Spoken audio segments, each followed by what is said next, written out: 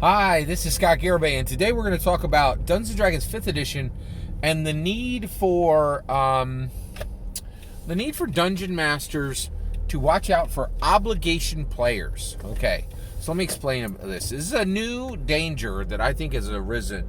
I think it's more, the need to watch out for it is more sharp than normal, and for multiple reasons. But let me explain what an obligation player is. So first, in order to explain obligation player, I need to explain obligation viewing. All right, so back in the day, I would say like that, maybe like the 1990s, NBC had this thing called I think NBC started appointment viewing. Now, appointment viewing might be confusing to somebody who's listening to this video. I'll explain what appointment viewing is, and I'll explain what what obligation viewing is. It's new. So appointment viewing was a block of time on television where people made an appointment to watch television. I think this started with Friends. So Friends was a huge blockbuster hit on television, I think in the 90s. And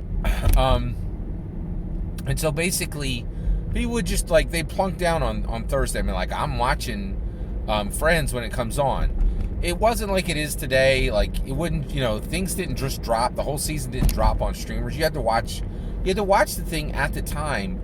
And it was also a big deal because there were so many fewer things on television that you would watch and you'd be like, oh, you know what? I'm going to see, I'll talk to my friends tomorrow at work and we'll talk about what Rachel and Ross, decided this week, right? So it was really a thing. It was very much, appointment viewing was a thing. You watched the show at the time and then you talked about it with your friends the next day at work or at school or college or wherever, right? And, boy, how the world has changed, right? That just doesn't happen. I think the last show that happened, that might have happened a little bit with Game of Thrones, but that is gone. Even that, I don't think it happens with anything now, right? But one of the things that definitely happened was NBC realized that they had this anchor show, that people were going to come, and they were like, listen, we got to fill the whole block. We want people turning in at 8 p.m., and we want them turning off at 11 p.m. Maybe they stay to watch the news. We don't care.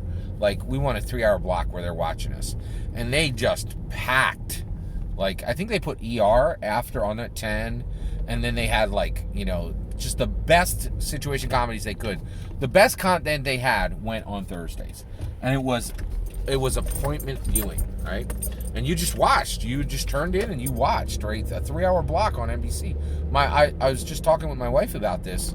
And she's like, oh, I remember that. I remember when we were dating, you were like, well, we got to get back home because it's Friends are on tonight, right? And she's like, I didn't care about Friends. I didn't like that show that much, but I like spending time with you, right? So, which I thought was very nice of her to say, which was nice. So, so we had appointment viewing and we were watching, right? So now, today, appointment viewing is dead.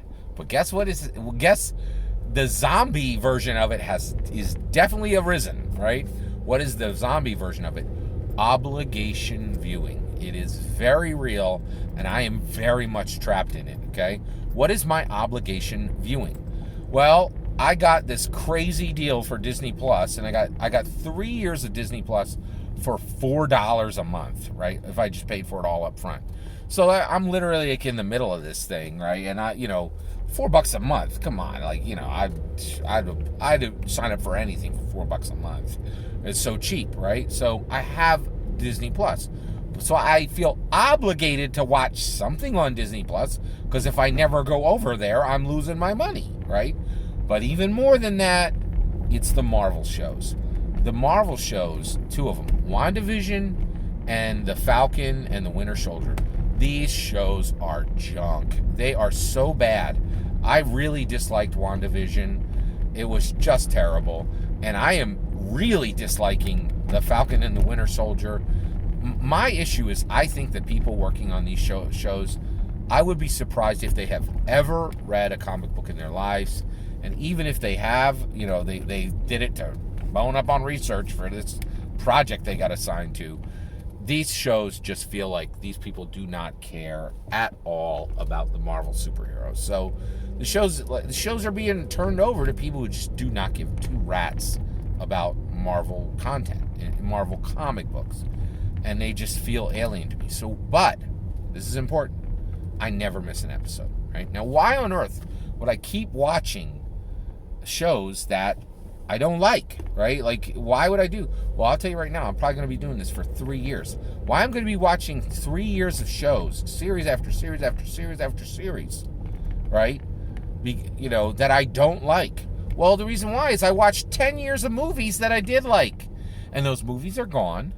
And I still have a hope that that Marvel will stop kicking their own fans in the teeth with every new show and return to form and make some compelling Marvel superhero content, right? They haven't done it a single time on any streaming show I've ever seen, right? But especially after the shows are being given the same money as the movies, because they're saying, hey, this is the future. But it is obligation viewing. Here's what you need to be careful of as a Dungeons & Dragons 5th edition Dungeon Master. You need to be really aware that the worst advice you're being given on YouTube about tabletop role-playing games is that if you're all having fun, you're doing it right. It is horrific, horribly wrong advice, okay? One, fun should not be the standard for your Dungeons & Dragons game, okay? In addition to that, you don't know if your players are having fun, right? And you're like, oh, sure they do. They tell me I have fun. No. They may be doing obligation playing, right? You ran some epic campaign that they loved, but now your jam is Encumbrance and Five Torches Deep inspired Dungeons & Dragons 5th edition. Or you might be like, oh, I'm running Dragon Heist, like a Waterdeep Dragon Heist, right? And they're like, oh, like, that's great. And they hate it. They hate the pre-gen you're running. But they're like, ooh, remember when he ran that, that one pre-gen that I actually liked?